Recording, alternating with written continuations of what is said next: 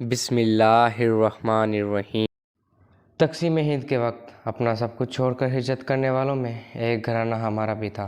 اپنا سب کچھ یوں چھوٹ جائے تو زندگی آسان نہیں ہوتی، اور اگر میری جیسی عورت جس کا شوہر اس کا نہ رہے تو وہ ایک لوٹے ہوئے قافلے کا وہ سپاہی ہوتی ہے جس کا آنے والا کل غیر محفوظ ہوتا ہے۔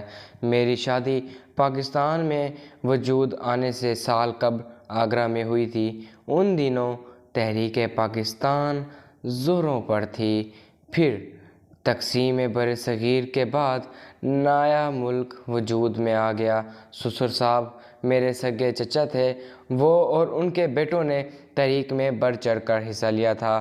جو ہی برصغیر کی آزادی کا اعلان ہوا ہم سب بہت خوش ہوئے، خاص طور پر جہاں چچا جان کی خوشی میں اضافہ ہوا وہاں اب ان کا شہر میں رہنا عذاب ہو گیا۔ وجہ یہ تھی کہ جس محلے میں چچا جان رہتے تھے وہاں زیادہ تر ہندو گھرانے آباد تھے۔ ان لوگوں نے ہمارے سسر صاحب کا جوش و خروش اور تحریک آزادی میں ان کی شمولیت کو نوٹ کر لیا تھا۔ چچا جان ایک جوشیلے مقرر تھے اور ان کی تقریروں میں بڑا اثر تھا۔ پاکستان وجود میں آتے ہی کچھ محلے دار چچا کے پاس آئے اور کہا، فاروقی صاحب، ہم آپ کی بہت عزت کرتے ہیں۔ آپ ہمیشہ سب کے کام آتے تھے اور کسی کو بھی رنجش کا موقع نہ دیا، لہٰذا ہم چاہتے ہیں کہ آپ کو کوئی نقصان نہ پہنچائے۔ آپ تحریک آزادی کے زبردست حامی رہے ہیں، اس بنا پر کچھ ہندو محلے دار آپ کی نظروں میں کھٹک رہے ہیں۔ مبادا وہ آپ کو نقصان پہنچائیں، بہتر ہوگا کہ وقت سے پہلے یہاں سے نکل جائیں اور اپنا مال و اسباب بھی محفوظ کر لیں، کہیں ایسا نہ ہو بلائیوں کے ہاتھوں جان اور مال سے ہاتھ دھو بیٹھیں۔ یہ لوگ چچا جان کے بہت اچھے دوست تھے، بچپن ساتھ گزرا تھا، اس لیے ان دوستوں نے وقت پر خبردار کر دیا۔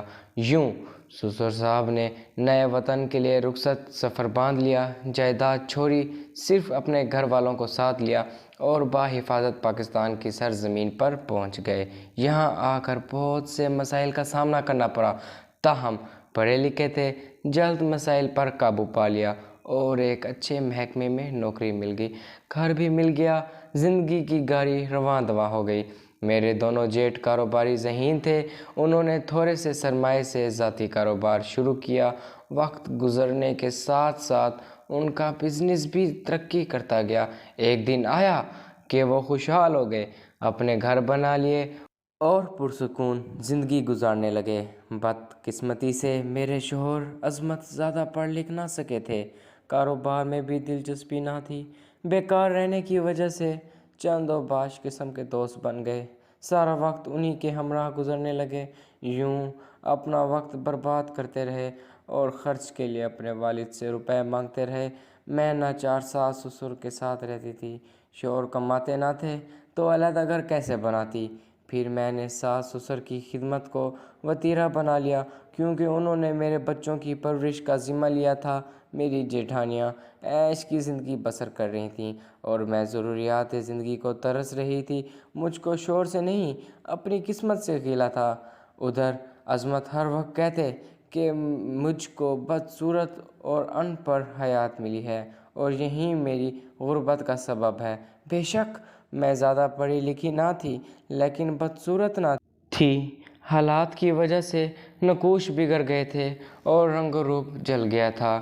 گھر کے کام کاج سے وقت بچتا تو کڑھائی کر لیا کرتی تھی، یوں چار پیسے ہاتھ آ جاتے تھے۔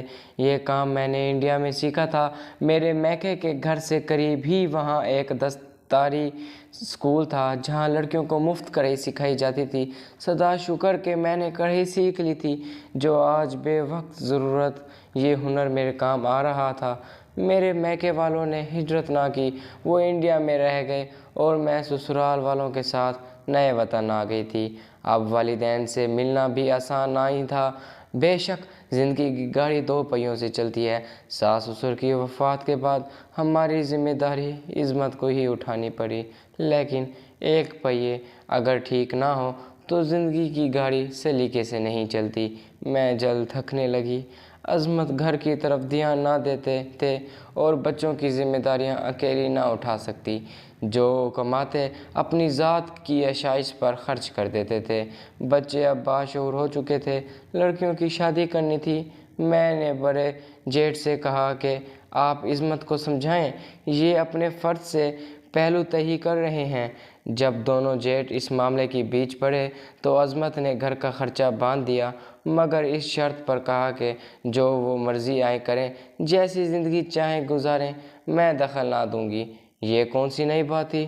شروع دن سے ہی وہ اپنی مرضی کی زندگی گزار رہے تھے، ان کی اپنی سرگرمیاں تھیں، مجھ میں پوچھنے کی ضرورت کہاں تھی؟ سسر صاحب نے بھلا کیا بنگلہ میرے حوالے کر دیا تھا؟ ان کا کہنا تھا میرے باقی بچے سب خوشحال زندگی گزار رہے تھے اور ان کے اپنے بنگلے موجود ہیں، لہٰذا میں یہ گھر سہلہ کو دیتا ہوں کہ اس نے بیٹی بن کر میری خدمت کی ہے۔ عظمت کی ہم سے دور رہنے کی وجہ دراصل ایک عورت تھی جو خوبصورت تھی اور پڑھی لکھی بھی تھی، اس کے چکر میں آ گئے تھے۔ والدین کی وفات کے بعد انہوں نے مجھ سے اصرار شروع کر دیا کہ تم مجھے دوسری شادی کی اجازت دے دو۔ اس عورت نے یہ شرائط رکھی تھی کہ میں تب ہی تم سے دوسری شادی کروں گی جب تمہاری بیوی تمہیں دوسری شادی کی اجازت دے گی۔ عظمت نے کہا کہ تم مجھے اجازت نہ دو گی تو ہمارا واسطہ ختم ہو جائے گا۔ یہ حکم تھا یا دھمکی؟ میں نہ سمجھ سکی۔ میں نے ان کو اجازت دے دی۔ وہ پہلے ہی میری کون سی پرواہ کرتے تھے۔ اس عورت سے ان کا تعلق کب سے تھا میں نہ جانتی۔ ان کا نام عرفہ تھا۔ وہ ایک چلتی پرزہ قسم کی عورت تھی۔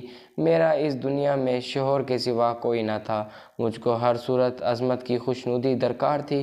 عظمت نے بالآخر اس عورت سے شادی کر لی اور اس کو بیاہ کر گھر لے آئے۔ اس نے شروع میں مجھ سے اچھا رویہ رکھا، بچوں سے پیار سے بھی پیش آئی۔ رفتہ رفتہ گھر کے ہر شے پر قبضہ جما گئی۔ میرے بچوں کو باپ کی دوسری شادی کا بڑا غم تھا۔ دادا سے مرنے سے ان کے سارے سہارے ختم ہو گئے تھے۔ ایک گھر تھا جو وہ ہم کو دے گئے تھے، اس پر بھی سوتم نے قبضہ جما لیا تھا۔ ایک دن عظمت نے مجھے اور بچوں کو ایک معمولی سے گھر میں منتقل کر دیا جس سے کھڑی چرپائیوں کے سوا کچھ نہ تھا۔ سسر گھر سے نکلتے وقت میں اپنے اور بچوں کے لیے کپڑے اور ان کی کتابوں کے سوا کچھ نہ اٹھایا تھا کہ عظمت نے کہا تھا ہر شے نہیں لے دوں گا، یہاں سے کچھ مت لے کے جانا، یہاں کی چیزیں یہی رہنے دو۔ میرے بچوں نے باپ کے اس رویے کا بہت غم کیا۔ خاص طور پر بڑے بیٹے احمد کو رنج ہوا کیونکہ وہ دادا کا پیارا تھا اور دادا نے مرنے سے قبل سب کچھ اسے سونپ کر کہا تھا کہ میرے تمام سامان کے تم وارث ہو۔ احمد BA کے پیپرز دے چکا، اس نے اپنے تایا کے توسط سے ایک بینک میں نوکری مل گئی، اس نے گھر سنبھال لیا۔ وہ اب اپنے باپ کی شکل بھی نہ دیکھنا چاہتا تھا۔ ادھر عظمت نے جب دیکھا کہ احمد نے ہم کو سنبھال لیا ہے تو وہ ہم سے ہر طرح سے لا تعلق ہو گئے اور اپنی نئی بیوی کے ہو رہے۔ وہ اب ہم سے ملنے بھی نہ آیا کرتے۔ خرچہ تو کچھ عید بقرعید بھی بچوں کو کچھ نہ لے کر دیتے تھے، ان کے تایا ہی سب کرتے۔ یوں میرے دونوں جیٹھ اپنے لڑکوں سے میری بیٹیاں بیاہ کر لے گئے۔ عظمت صرف نکاح کے وقت آئے اور رخصتی کے بعد چلے گئے۔ لڑکیوں گھروں کی ہو گئیں، احمد اور انعام رہ گئے۔ انعام کی بھی نوکری لگ گئی۔ میرے دکھ دور ہو گئے۔ اب لڑکیوں کو بھی باپ کی چاہ نہ رہی، بلکہ وہ یہی کہتے تھے امی نہ ہی آئیں تو اچھا ہے، ایسے بے وفا باپ سے ہم کو کوئی ناطہ نہیں رکھنا۔ وقت تیزی سے گزرتا رہا۔ میں 2 بیٹیوں کی شادی کا سوچ رہی تھی کہ انہی دنوں میں جیٹھ آئے اور انہوں نے عظمت کی بیماری کی خبر دی۔ انہوں نے بتایا کہ عظمت کافی بیمار ہیں کیونکہ ان کو کینسر ہے۔ یہ سن کر میں پریشان ہو گئی، چاہا کہ ان کی عیادت کو جاؤں، لیکن دونوں لڑکے آنے لگے، کہنے لگے امی جان جب انہوں نے آپ کی پرواہ نہیں کی تو اب آپ کو وہاں جانے کی کیا ضرورت ہے؟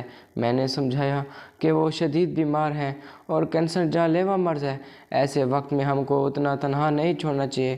وہ تنہا کب ہیں؟ ان کی دوسری بیوی ساتھ ہے، وہ مزے سے ہمارے گھر پر قابض ہیں اور ہم ان کو پوچھے جائیں؟ ایسا نہیں سوچتے بیٹا، دنیا فانی ہے، کچھ رشتے ایسے ہوتے ہیں جن کو توڑا نہیں جا سکتا۔ بہرحال بہت سمجھا بجھا کر میں نے بچوں کو تیار کیا اور عظمت کو دیکھنے پہنچ گئے۔ وہ بستر پر دراز تھے، اتنے نحیف ہو چکے تھے کہ نظر نہیں آ رہے تھے، نقاہت سے بول کر بھی نہیں سکتے تھے۔ ہم کو دیکھ کر ان کی آنکھوں سے آنسو بھر آئے، جیسے وہ بھی ہم سے ملنے کو تڑپ رہے ہوں۔ مجھے اشارے سے پاس بلایا اور سامنے بیٹھنے کو کہا۔ بہت نحیف آواز میں کہا کہ تم یہیں رہ جاؤ، مجھے چھوڑ کر مت جانا، مجھے تمہاری ضرورت ہے۔ بچے بھی ان کو اس حالت میں دیکھ کر رونے لگے۔ ان کی بیگم یہ منظر دیکھ رہی تھی، ان سے برداشت نہ ہوا تو وہ دوسرے کمرے میں چلی گئیں۔ جب لوٹیں تو گھر سے جانے کو تیار تھیں۔ کہا، اب تک میں نے ان کی خدمت اور دیکھ بھال کی ہے، اب تم ان کے پاس رہ کر دیکھو کہ مریض کی خدمت کتنے جان جوخم کا کام ہوتا ہے، ذرا تم بھی خدمت کرو، یہ تمہارا بھی شعور ہے۔ پھر عظمت سے مخاطب ہو کر بولی، کینسر کے مرض دنیا سے جلدی نہیں جاتے اور میں تھک گئی ہوں، مجھے آرام کی ضرورت ہے، لہٰذا 2-4 دن کے لیے میں کے جا رہی ہوں، تب تک تمہاری بڑی بیگم تمہارا دیکھ بھال کر لے گی۔ عظمت نے بے بسی سے عرفہ کی طرف دیکھا، جیسے ان کو اپنے کانوں پہ یقین نہ آ رہا ہو۔ میں نے کہا، عرفہ بیگم آپ جائیں، ہم ان کی خدمت اور دیکھ بھال کر لیں گے، اور جب تک جی چاہے آرام کریں اور اپنے میکے میں رہیں۔ عرفہ نے مجھے غصے سے دیکھا اور چلی گئی۔ عظمت کی میں نے دل سے دن رات خدمت کی، روز 5 وقت نماز کے بعد اللہ تعالیٰ سے ان کی سلامتی کی دعا بھی مانگتی تھی اور یہ دعا بھی کرتی تھی، اے رب العزت ان کی تکلیف کو کم کر دے اور ان کو آرام و سکون عطا کر۔ ایک دن انہوں نے اشارے سے احمد کو بلا کر کہا، فلاں دفتر ہے، وہاں سے میرے وکیل کو لے آؤ۔ اس نے باپ کے حکم کی تعمیل کر دی۔ وکیل صاحب آ گئے تو میرے سرتاج نے کہا کہ جو وصیت میں نے پہلے لکھوائی تھی اسے روک دو، اب نئی وصیت لکھو۔ پہلے وصیت میں انہوں نے اپنی ساری جمع پونجی اور بینک بیلنس اپنی دوسری بیگم کے نام کر دیا تھا، یہ سوچ کر کہ وہ بے اولاد ہے، اسے تحفظ کی ضرورت ہے، لیکن اب انہوں نے وصیت کو تبدیل کر دیا اور شرعی طور پر میرے ہر وارث کو میری جائیداد اور جمع پونجی سے اس کا حصہ دیا جائے۔ یوں عرفہ بیگم اکیلی شوہر کی جائیداد کی وارث ہونے سے رہ گئیں اور وارثوں کو عظمت کی وفات کے بعد ان کا جائز حق مل گیا، جبکہ عرفہ کو اتنا ہی ملا جس قدر ان کا شرعی حق بنتا تھا۔ کہتے ہیں کہ انسان کی پہچان دکھ سکھ کے وقت ہوتی ہے، سکھ کے تو سب ہی ساتھی ہوتے ہیں، لیکن اصل دوست وہی کہلاتا ہے جو دکھ کے دنوں میں ساتھ دے۔ عرفہ نے سکھ کے دنوں میں عظمت کو اپنائے رکھا، لیکن جب ان کے دکھ کا پہاڑ ٹوٹا وہ نہیں میرے حوالے کر چل بنی۔ ان کا خیال تھا کہ یہ کینسر کا مریض ہے، جانے کب مرے گا، لیکن مجھے اپنے خاوند سے پیار تھا، اس لیے میں نے نہ صرف یہ سوچا کہ وہ تکلیف میں کام آؤں اور دکھ کے دنوں میں ساتھ رہوں تاکہ ان کو دکھ کا احساس کم ہو، ان کی تکلیف دور ہو جائے۔ اللہ تعالیٰ کی مرضی، وہ جس کو زندگی دے، شفا دے یا آرام و مصائب سے ہمیشہ کے لیے نجات دے کر اپنے پاس بلا لیں۔ خالق نے میرے جیون ساتھی کو اپنے پاس بلا لیا، لیکن ان کی زندگی دوسروں کے لیے ایک سبب بن گئی کہ وفا ہمیشہ وفادار سے ملتی ہے۔ جو محض طمع کے لیے ساتھ ہو لیتے ہیں وہ زندگی کے اصل ساتھی نہیں ہوتے۔ کاش میرے میاں اپنی جوانی میں اپنے بچوں کے ساتھ اچھا وقت گزار لیتے، نہ تو میرے بچوں میں باپ کی کمی کا احساس عمر بھر رہتا جو ہوئے بھی ان کی ہر ذمہ داری سے بری تھا۔ یہ میری اچھی تربیت تھی کہ ان کی آخری وقت میں نہ صرف انہوں نے اپنے باپ کو سنبھالا بلکہ باپ کی شفقت جس کو وہ تمام بچپن اور جوانی ترستے رہے وہ بھی میرے بچوں کے نصیب میں آئی۔